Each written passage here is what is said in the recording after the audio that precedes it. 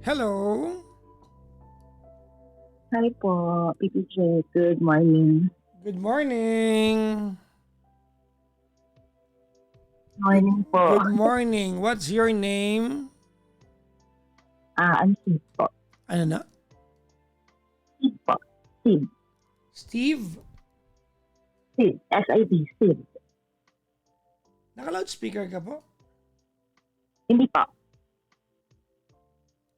S-I? Hello. Hello po. S-I-D. Sid.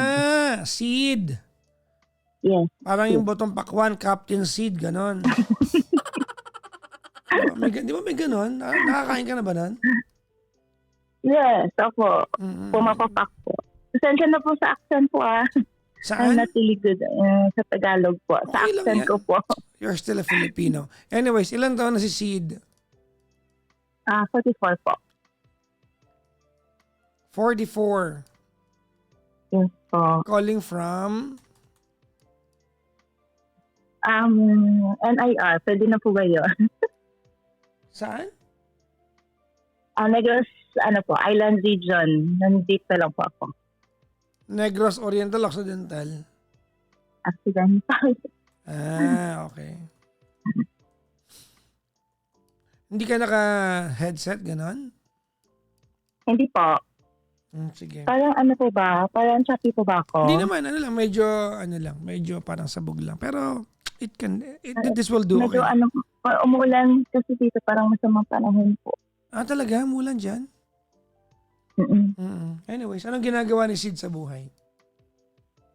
I'm an employee po. Government employee. Okay, say it again. I don't understand. Ano po ulit? Government employee po. Okay. What do you do for the government? Office na naman po. Sa munisipyo? Hindi po. Ano po siya? Ano tawag doon? National office po. Pero may branch po dito. Okay. Anyways, Sid, are you married? You have a boyfriend, a girlfriend? Actually po, a single parent. Mm-hmm. But I have it. Ano yun po, here.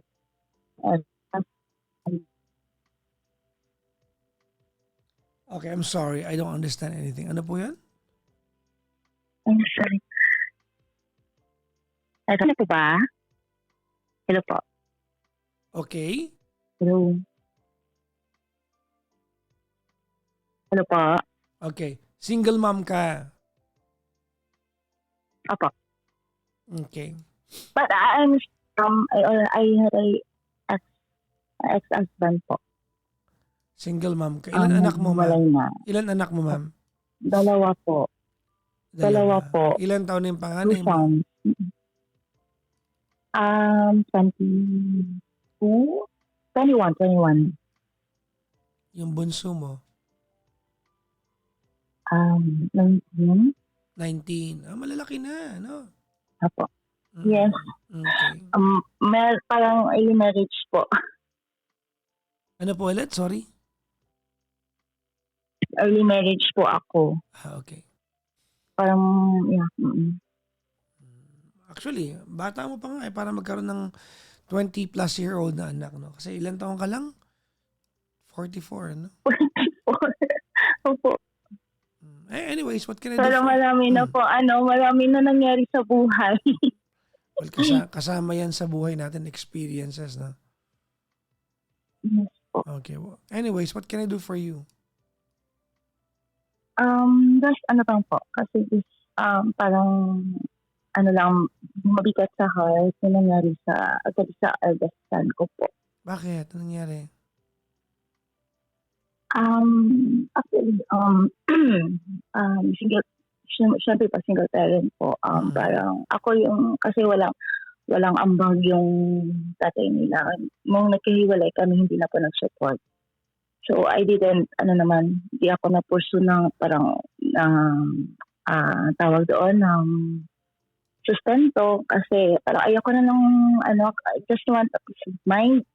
So sabi ko, imbes na mag-ask ako ng sustento, edi magtrabaho na lang ako. And then, ako na po yung na-provide sa dalawa until aaral nila. Siyempre po, pag single mom ka, yun na yung parang achievement mo po sa buhay. Pagkatapos na yung mga anak mo. Kumbaga, yun Kasi na yung parang, yun na yung gino-goal mo, di ba? Nag-iiba na yung pangarap mo. Not for yourself na, for them na. yes po. And actually, nung naghiwalay kami ng ex ko, hindi naman po ako nga naghanap ng ibang relationship kasi I just wanna focus on them. But then gladly naman, I'm so grateful naman na I have found my partner and wala po akong masabi. He accepted us, tatlo kami, wala pong problema. Yun yung nang sa, yun yung tawag ko ngayon yung sa son ko. Kasi po, parang, actually okay naman po kami. I just don't know what went wrong along the way na parang, nag-stop po siya ng pag-aaral. Actually, graduating na po siya. Sana siya. Ngayon. Ngayong year. Okay.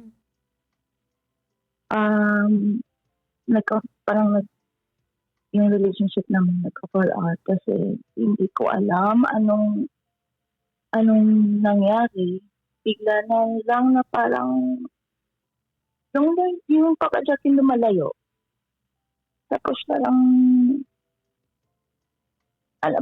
siguro kasi feeling ko lang po na ginawa ko naman po lahat.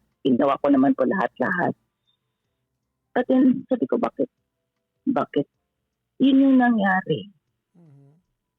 Na sinabi mo na mag-stop siya kasi nga daw hindi na siya magawa sa'yo. Niya. So, pero tinatanong ko po siya kung ano yung problema, ano pa problema pag-usapan. Hindi naman po siya nag-share. Parang sinasabi nila na parang nasisirapan na siya. Parang yung nag-burn out na po siya. And then it came to a point wait lang. Sid, we're really having a difficult time trying to understand every word you're saying. I'm sorry. Malayo ka ba sa router, ma'am, o nakadata ka po? Naka-internet naman po kasi medyo masama po yung panahon. So yung son mo, sige, ulitin ko lang if I got it right. Yung son mo, yung panganay mo, he was going to school, no? College, tama? Yes. Okay. Apo. And anong course niya, ma'am? IT po. IT. Anong year na niya, ma'am? Yes, IT. Fourth year na po siya ng ngayong year. Nag-stop siya nung first sem. Sino po namili nung kanyang yung kanyang course? Siya po. Siya. So, nung first semester ng fourth year niya, sabi niya, ayaw na niya magtuloy. Opo, kasi parang nahihirapan na daw siya sa school, nabu-burn out na po siya, hindi na po daw siya masaya. Ano daw gusto niyang gawin?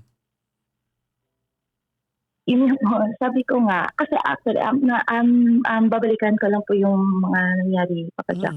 Kasi itong anak ko po, achiever po siya. Talaga? Actually, yung sa college niya po, scholarship, po siya ng scholarship. So, parang half na lang yung binabayaran ko, which is very grateful ako. So, sabi ko po sa kanya na thank you talaga na. Kasi help na po yun sa akin. Kasi nag-rent kami and then meron pa siyang nakakabatang kapatid. And then, yung last third year niya, last sem na, sinag ko yung grades niya. Nabigla po ako kasi parang meron siyang ng mga line of 7 na hindi po talaga nangyari yun na gano'n. So sabi ng ako. So sabi ko, baka may problema. So kinausap ko po. Sabi ko, nakita ko yung grades niya kasi may access po kami ng online. What's the problem with the subject? Ano po yung nangyari? Ang sabi niya lang po, medyo daw hindi sila magkasundo ng teacher. So sabi niya, don't worry ma, I'll fix it. Sabi niya, gano'n. Wait Sabi lang, ko ano naman, po ulit? Sabi niya, don't worry ma'am, I'll fix it. Sabi niya. yes, sabi niya po. Okay. And then sabi ko, sige, basta kung ano problema, dito lang ako.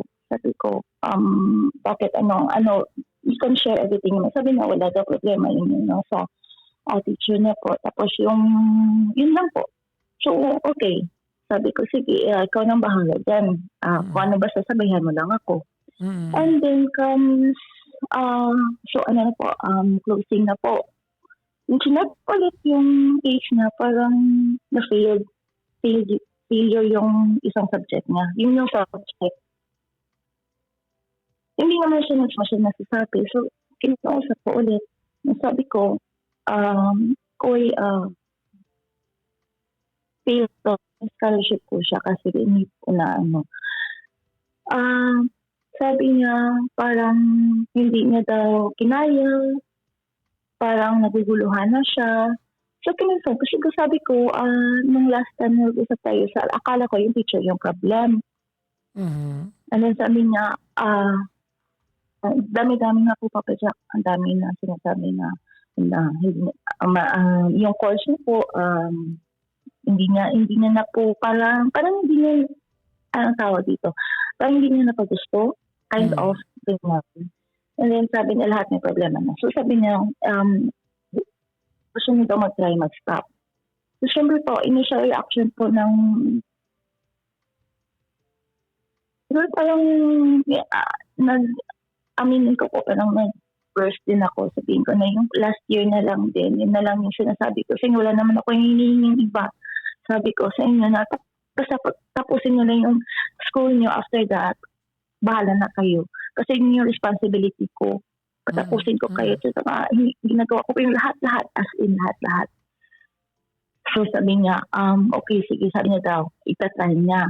So sabi ko, mag-usap. Ito yung pag-uusap natin, final to, sabihin mo sa akin, if mag-stop ka, then stop. If mag-go ka, then enroll pa rin. Ay, tayo, okay na lang yung na-feel ka, okay lang yan. If ma-lose mo yung scholarship, babayaran natin. Kasi gusto ko po 1 year na lang po nasayang, super sayang.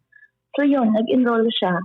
And then, nung first, yung parang prelim, sinay ko ulit yung dates niya.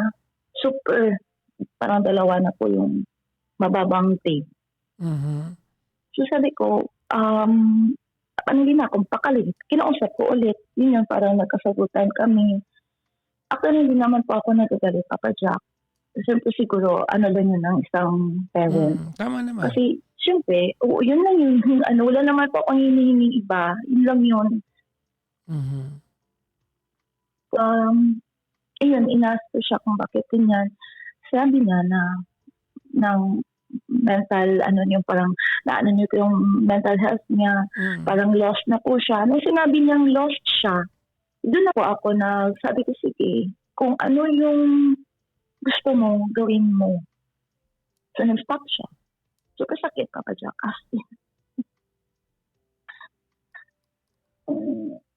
Yung kasi, hindi mo in-expect. Hindi mo na-expect na mangyayari kasi feeling mo, okay naman lahat. Okay naman siya. And then, after that, nung kasi nga, may girlfriend siya. Nag-girlfriend siya. Okay naman po ako dyan ever since. So, nang sabi ko lang, mag-girlfriend kayo kasi okay na yung pag-aaral.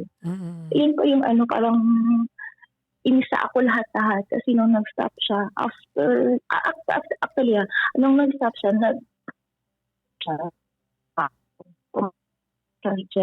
Sorry ma'am, ano ulit yun? Ma'am, napaputol po. Okay.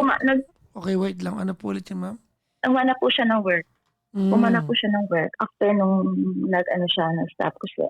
Siguro, sabi niya, gusto niya pong magtrabaho, ganyan, para maging yung mind niya. So, inayaan ko na po siya. Hindi ko na po siya, inayaan ko. Ano naging work niya? Support. Mag-apply ko siya sa po. Saan? Call center po. Call center. Okay, call center. Okay. And then, pumpasok-pasok, and then may girlfriend po siya. Nung yung bagyong Tino, yung last na bagyo po, yung house ng girlfriend niya, parang nawasak na sira ng bagyo. So, ako pa kasi hindi po ako open kasi na parang dito magsistay yung matutulog. Hindi pa po ganun ka-open ako sa girl. So, sabi Wait lang, natutulog ma'am. sa Wait lang, bahay. ma'am. Okay, wait lang, ma'am. We are really having a difficult time understanding you. I'm sorry. Ang po. sabi mo, hindi ka ganun ka-open. Sa girlfriend na dito matutulog Call mo naman yan. Ikaw naman na. sa bahay. Yeah. Oo. Yun yung pinapaliwanag ko sa kanya. Okay ako mag-girlfriend. Dito, punta sila. Pero yung matutulog, parang di pa po ako open sa ganyan. So, Call mo yan. Call mo yan. Kasi ikaw naman yung may-ari ng... Ikaw nanay ka naman eh. Ang salamat po. Akala ko. Tama naman po, di ba? Okay, wait lang, ma'am, no? No one, wag mo i-confirm sa akin kung tama o mali. Kasi wala ako sa posisyon na sabihin sa'yo kung tama o mali. Kasi call mo yan, ma'am, dahil ikaw nanay. You are providing for the house, that's your kingdom. You allow anyone to sleep there or not. If your son would like to have someone accommodated, pag may bahay na siyang sarili. Kanya yun, di gawin niya gusto niya. Okay po. Tama ka naman dun sa part na yun. No, not that tama, but I'm saying I completely get it. Yes. Okay.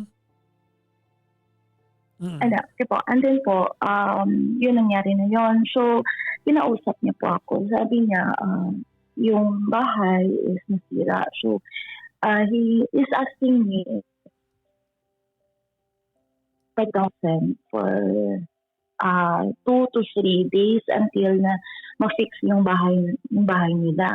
So, ako naman kasi para naawa, so sige, just for this time, payag ako kasi naawa rin ako sa bata. Then after that, nag-stay sila dito ng 2 days, parang 3 nights. Tinanggap ko na yun, Papa Jack. Parang inupan ko na lang yung mind ko. Sinong matutulog sa bahay mo? Yung girlfriend lang niya o may kasama pang iba? Yung girlfriend lang po. Katabi sila matutulog or hindi? Nung sinabi niya una sa akin, kasi yung sa bahay, 3 lang. Pero yung isang doon, hindi ginagamit. Yung brother niya, nakatulog ko sa sala lang. Doon siya natutulog. Sabi niya po, si girlfriend, yung matutulog sa room niya, kasi he has his own room. Matutulog si girlfriend sa room niya, and then siya po, sa sala na. So, yun yung usapan namin. So, yun yung nag-agree ako. Kasi ako, nagtatrabaho pa ako, Papa Jack. Nagtatrabaho ako. So, siyempre, morning, umaga wala pa ako dito araw. Yun yung, I trusted him. Sabi niya na ganun. And then I learned na parang pag wala na ako, doon na sila sa kwarto. Yung brother niya naman nagsasabi sa akin na akala niya daw, nag-okay na ako, nagbigay ako ng go signal na pwede na yung si girl natulog sa room. So doon pa lang parang na-high blood ako. Pero hindi ko muna kinonfront kasi nga, kinoconsider ko na may problem si girl about sa house nila. Hindi rin ako nagsurplaga, wala. Inakomodi ko. Binibigyan ko pa ng food. Sinasama ko po siya sa maganda ko ng food. Then after 3 days na umalis po si girl. Nung bumalik po yung anak ko, doon ko siya kinonfront. Sabi ko, bakit gano'n? Yung usapan natin, ganito, ganyan. Ba't di mo sinunod? Yun, parang doon nagbukas po, Papa Jack, parang lahat na yung hinanakit niya ng lahat ng hugot, doon po bumukas na parang nashock po ako sa lahat-lahat na sabi niya na yun yung problema sa akin kasi hindi ko siya sinusuritrust. Sorry, hindi mo siya? Tinitrust po. Tinitrust. Okay. sabi ko, sa anong bagay? So, hindi daw sila pinapayagan na dito na magstay ang girls. Pinapaliwanag ko naman. Sabi ko, kasi you have still, yung brother mo nandito pa. Tapos ayoko pong ganyan. Siguro, sorry ko, if you call it additional. Pero, yun yung sa akin eh. Ayoko na parang okay na lang na kasi ganito na tayo ngayon, ganung age, okay na lang na dito pag mag-girlfriend ka, dito na matutulog, parang maglilitin. Hindi ko po tanggap sa loob ko yan, Papa Jack. Mhm. So, yung topic na yun, yung nag-open sa lahat-lahat. Sinabi niya na, pati yung paghiwalay yung paghiwalay namin ng papa niya. Sabi niya, kasi para daw na, yung ano namin, yung life namin, ganito lang kasi nga walang father na nagpo-provide.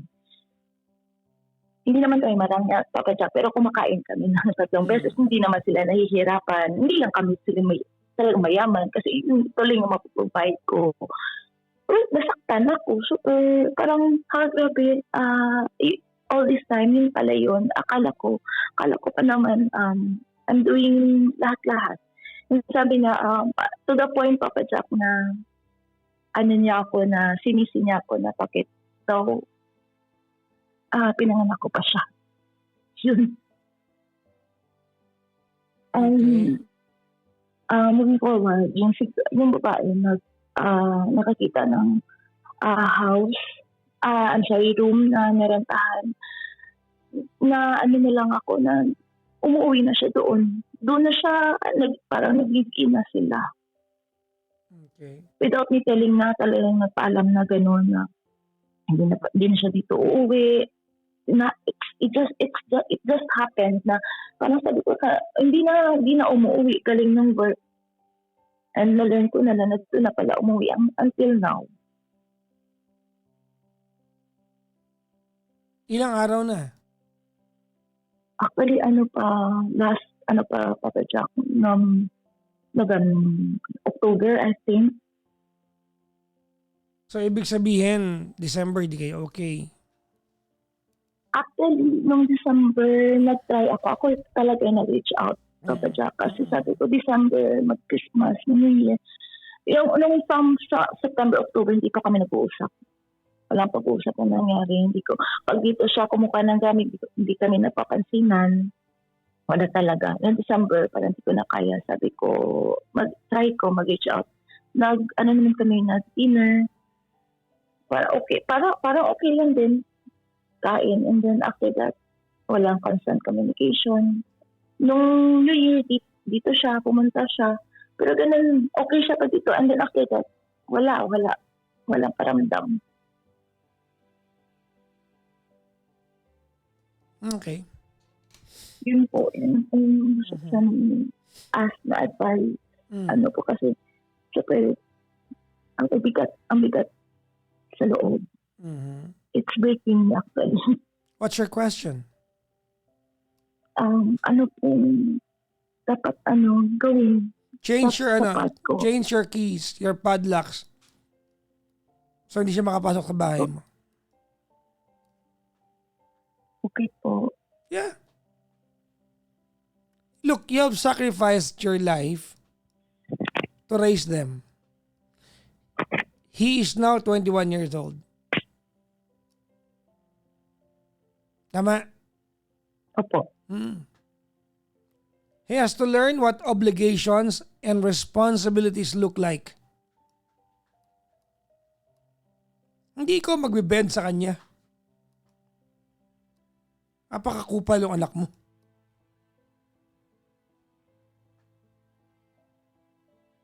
Why would it be you to bend?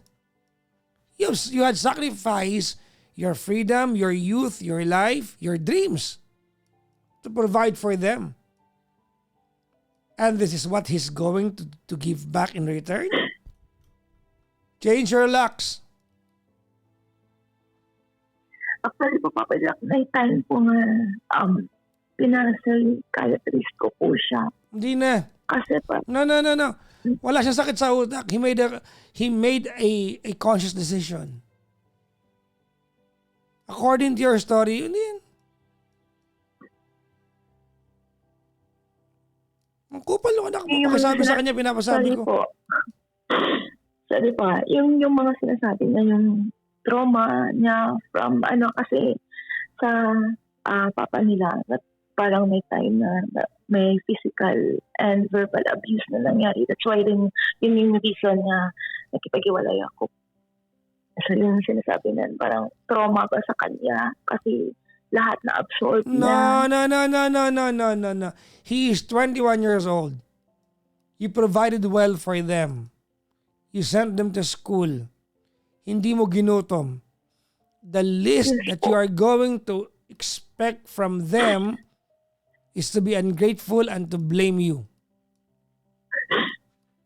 Change your locks. Ikawin mo lahat ng gamit, ihatid mo sa bahay kung saan siya umuwi. Makapal ang mukha niyang anak mo na yan. Why would he have the audacity to blame you? Saan niya kinukuha yung kakapal na mukha niya na yan? Look, what I'm saying now, you wouldn't dare tell this to him. Kasi anak mo eh, tama? And I'm sure you hearing me saying this, it hurts you. Pero alam mong totoo sinasabi ko. Yes. Napakakupal ng anak mo. Ako, tito niyan, malamang, ako. Nabatukan That's ko what yan. breaking me po. That's what hurts me the most. Papasalitian ka ng ganyan. Na alam mo naman na ginawa mo lahat para sa kanila. If hindi ko po sila pinili, I would have chosen to stay sa papa nila. No. Okay. Let's not go there. Huwag tayong pumunta ron, Sid. Okay po.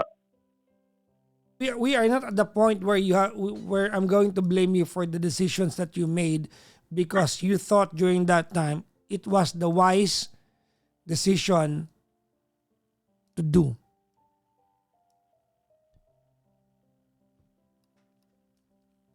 Hindi para sisiyan ka namin. You did what you had to do. Hindi ka man nagkulang, hindi mo ginutom.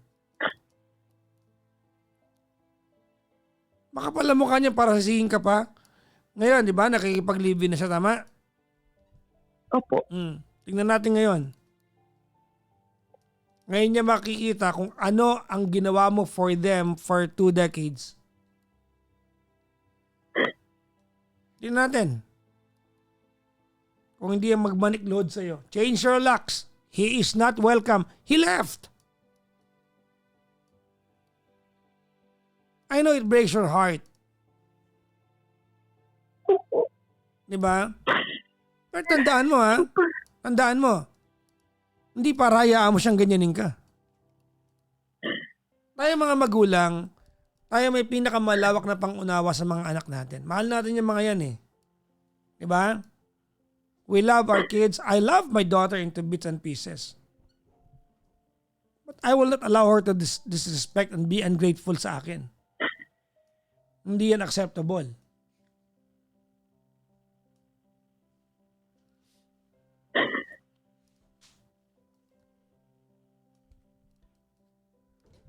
You gave your all.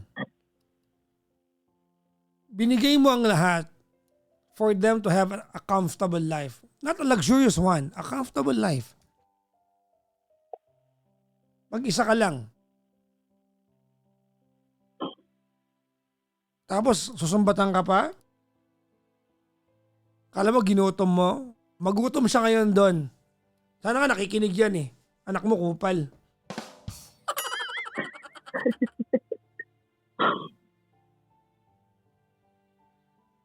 Minsan kasi nanay sa siguro walang pera, minsan nanghihiram. Ayun yung siguro dapat ko pang labanan pa kaya yung magiging, hindi maging soft, hindi maawa. Well, ganyanin ka sa lahat ng sakripisyo mo, sa lahat ng pinagod mo, sa lahat ng sa lahat ng mga pagkakataong inuna mo yung pangarap nila para sa kinabukasan nila. Obligasyon natin 'yan. Pero hindi ibig sabihin na walang bilang yung pangarap na sinakripisyo natin. Para makatanggap ka pa ng sumbat? Teka ka.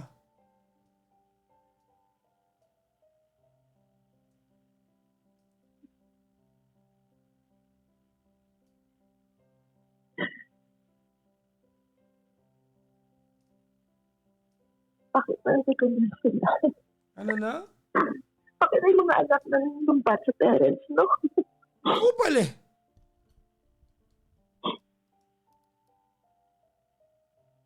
Hindi mo sa kakalahating walang yayan eh.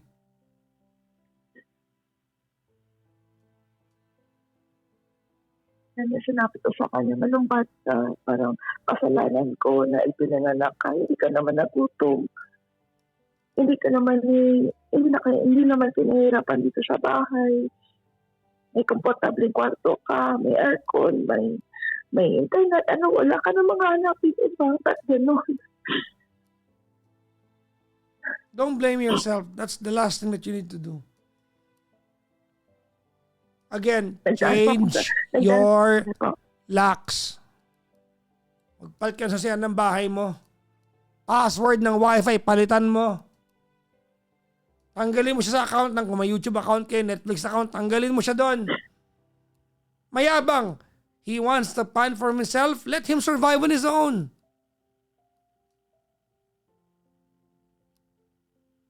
So he will realize what it took for you to provide for him what he had. Netflix account, tanggalin mo.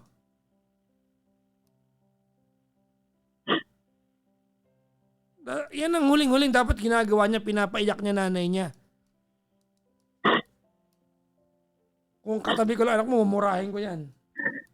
Parinig mo sa kanya to, makapal mo ka ng anak mo na yan. Yung mga batang bastos ngayon, ang katwiran nyo, mental issue, mental breakdown. Kung bastos ka lang. Hindi yan mental problem, kawalang yaan mo lang yan. Daming ganyan ngayon. Mental health, mental problem, mayroon talaga yan. Pero pag walang niya ka lang, hindi yan mental problem. Attitude problem yan. Dahil makakapal ang mukha ngayon sa panahon ngayon. Mga generation na laging katwiran mental health, mental health. Hindi mo nagpa-doktor. Katwiran nyo lagi yan, mental health. Hindi yan mental problem, attitude problem yan. Anak mo makapal mukha niyan.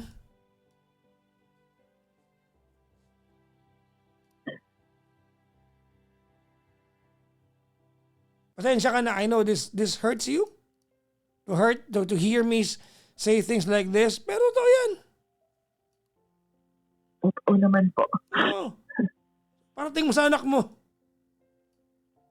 Mga anak na walang modo. Alam mo, may mga anak na ganyan, yung mga single mom, single dad, lalo sa mga single mom. Kala mo yung nanay nila, alipin nila. Demand.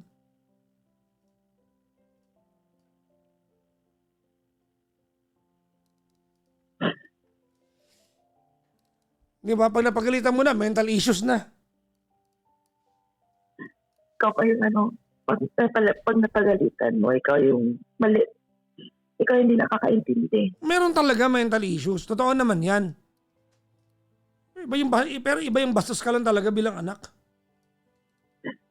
Ano kayo, gawa sa eggshells? Hindi kayo pwedeng pagalitan?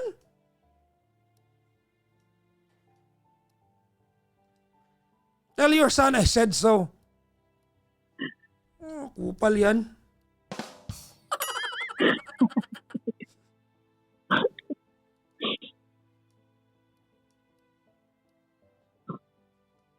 Laki bang sinabi ko ni, pag napagalitan ng magulang, ano yung magulang ninyo? Naghahanap buhay, pag napikon sa inyo, hindi kayo pwedeng pagalitan? Kasi tatamaan yung mental issues ko. Oh, talaga naman. Hindi sila madyak. Urat. Yung kanina, yung unang caller natin, pinagsabihan ko yun. Kasi yung anak niya, pinalayas niya eh. Walang dalang damit. Kung nakikinig ka kanina. Gets ko yun. Hindi ko pa naabutan. Magkakaroon ng ano yung bata, yung trauma. Kasi pinaalis niya lang, may kasalanan. Imbis na kausapin niya, ang ginawa niya, pinapaalis niya, pinapakuha yung tatay na walang dalang damit. Gets ko yung mga ganon. Anak mo, 21 anyos. Nakagawa ng kawalangian sa buhay. Bigla niya susumbatan ka kung ba't ka naghiwalay ng tatay niya. Kanya bang kwento yon? Desisyon ba niya yon? Siya ba yung nag-suffer doon? Makapal mo ka, may aircon nga kwarto eh. Kaya niya magreklamo?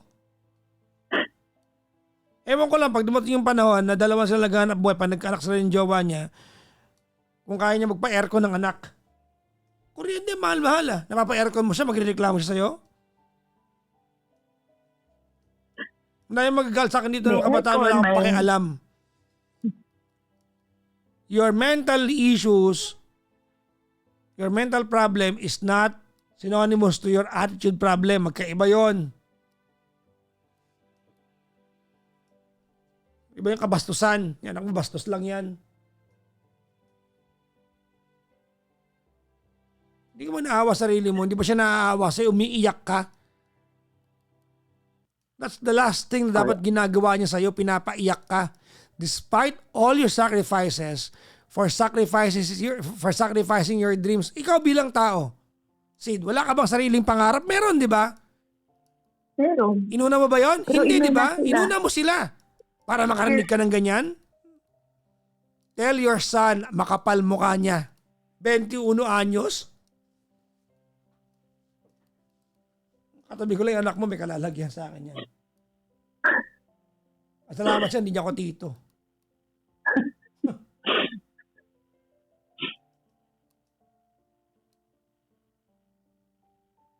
Nakawa ako sa'yo, hindi ka dapat ginaganyan ang anak mo. Upal yung anak mo na yan. Yung girlfriend niya, wala rin alam yan. Hindi ba dapat? Siya nagsasabi, oy, nanay mo, huwag mong ganyanin. O di pareho sila, magsama sila. Exactly. Pag nagutom yan, tatakbo sa'yo yan. Okay na yan. O iba na yung kandado ng bahay mo, iba na password ng wifi mo. Ewan ko lang. Minsan pa nga, Papa Jack, share ko lang, di ba, may access pa siya sa bahay. May mga food, may mga canned goods ba. Minsan pag uwi namin ng brother niya, sabi, ma, sirain mo bang ganito, ganyan. Sa ref, hindi ko kinain. Nawawala. Si brother, magchat. Uy, kinain mo dito, hindi ka napaalala. Sasabihin niya na, hindi daw siya yung kumuha. It doesn't mean daw kung nawawala dito sa bahay, siyang kumuha. Tatlo lang kami, may susi. I-deny pa talaga. Gagawin, sabihin pa ng brother, magagawin pa kung ano. Kaya mo na yung part na yan. Hindi ko na pakikialaman yan. That's for you to solve. Inyo na yan. Kung sinong tingin mo kumuha, bahala na kayo sa buhay niyo sa part na yan.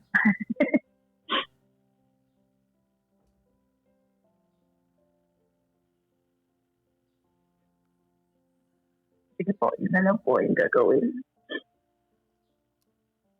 Kawawa ka dyan sa anak mo na yan.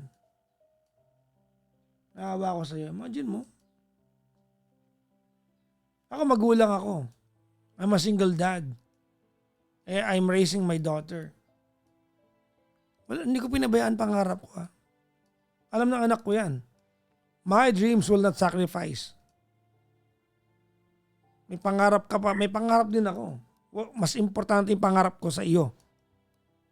Swerte lang ako kasi kaya ko i-provide yung para sa pangarap niya, para sa pangarap ko. Sabay kami. Ikaw, you gave it up.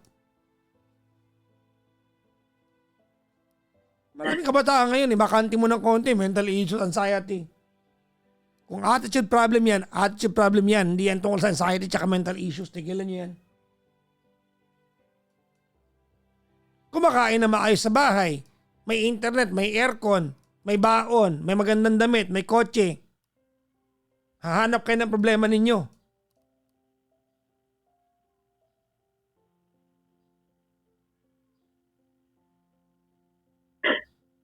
Kasi si magulang?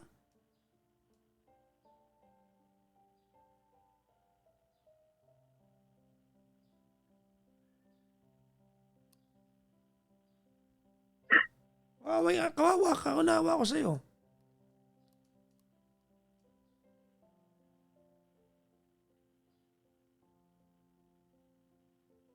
Yun yung parang kahit sinasabi ko na i-accept ko na ganito, pero minsan may times talaga na sumasagi sa isip na parang sakit. Ang sakit lang talaga. Nag-start na siya yung pangalan, siya yung gagay din sa bagay niya. Pero iba talaga yung mindset niya.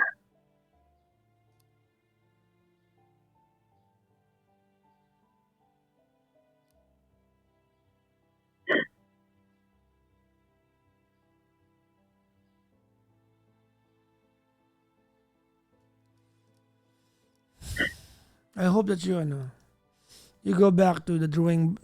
I hope that you go back to the drawing boards of your dream. It may not be the same dream that you had before, pero do something for yourself.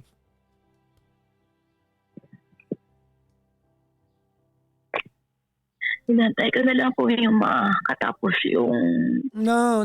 bunso. No. Okay na. You have one less child to provide for. Pwede mo isabay yan. Time is of the essence. Time is never finite. Kaya hindi kailangan full blown, no. Kahit umpisa mo lang pa konti-konti. Do something. Diba? Define happiness in your own terms. Ikaw muna. Kaunti-unti lang. Para may konsuelo ka naman.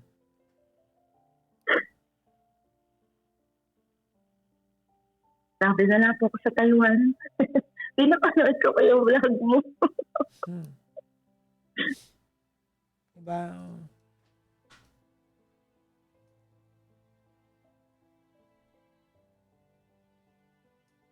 Thank you so much, Papa Jack. Well, I apologize for having to feel the way you're feeling now. I'm sorry you had a stupid son. I'm sorry you have a stupid son. Pasensya ka na. I know that being magulang, mahirap tiisin yan. Pero please, kung kaya mo lang, let him learn his own stupid lessons. Yan po, mahirap. Kasi nanay ka. Kailangan ka talaga magpakatatag na yung mga chat niya, yung mga hiram-hiram, hindi ko, gusto ko, ayokong patulan. Hayaan mo siya. Hayaan mo siya. Pag nag-uulam mo siya ng asin, hayaan mo siya. Alam mo, nothing can replace experience. Pag nadaanan niya yung hirap, pinili niya yan eh. Ang ganda-ganda ng buhay niya sa pamamahay mo eh. Pinili niya yan, di ba? Magka-live na sila, di ba? Opo. Hindi mo lang mabuntis niyan, tama? Yes. Alam, nagtatalik yun. Magkatabi sa kama eh. Yes. Paano lagi? Pag nagkaanak sila, sa'yo tatakbo? Di pag nasanay yan, may apo ka, at nakita nilang kahinaan mo yung apo mo, di ikaw na ulit masagot doon. Ayoko po. Hindi, sabi mo, Bahala siya. Yan, hayaan mo siya. Bahala siya. Let him learn his stupid lesson.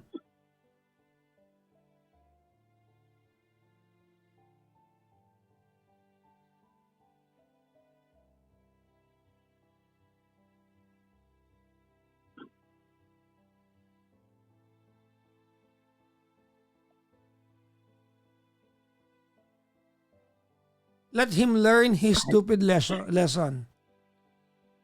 Ginawa mo na yung part mo, malis eh. Hayaan mo siya. Change your padlocks. I'm not kidding. Change the Wi-Fi password. Remove him from the Netflix account. Remove him. Kung naka-premium kayo sa YT, remove him. Mayabang siya. Provide for himself.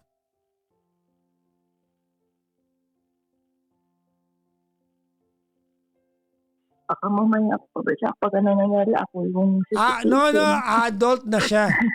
21 years old. Ilang taon ka nag-asawa? Nagkaanak? 22.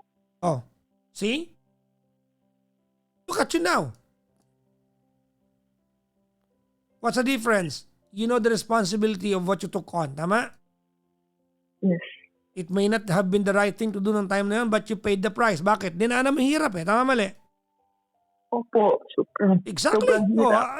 let him.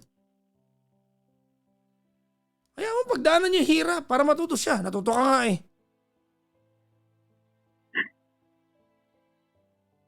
Anak mo kupal yan. Pakisabi sa kanya, pinapasabi ko sa... Hindi kami nag-uusap. Share ko na lang to. Bastos yan.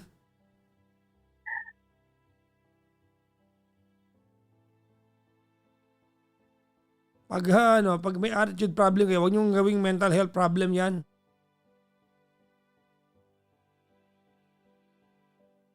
Magkaiba yun. Scapegoat ng marami yan eh. Wala na may dahilan sa attitude nila, magiging mental health problem na.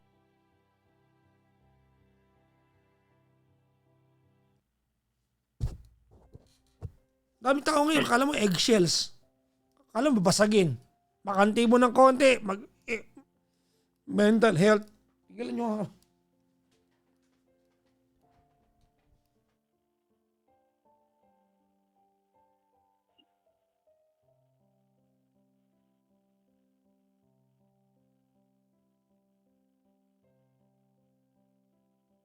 Ang dami ko nang naiyak ko kasi pinag-pray ko na lang. Sabi ko, Lord, ikaw na lang bahala. Ayoko na. Tama na.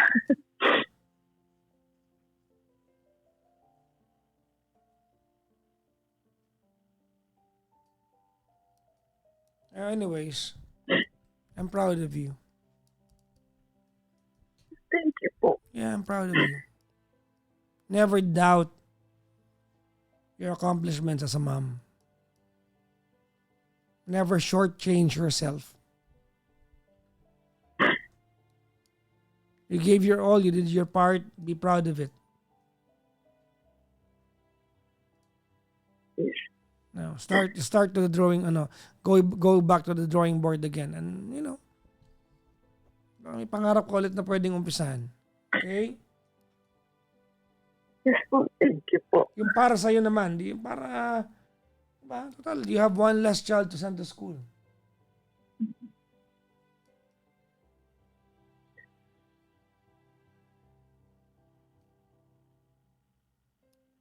Thank you po, Tito Jay. Ingat ka palagi, ma'am, ha?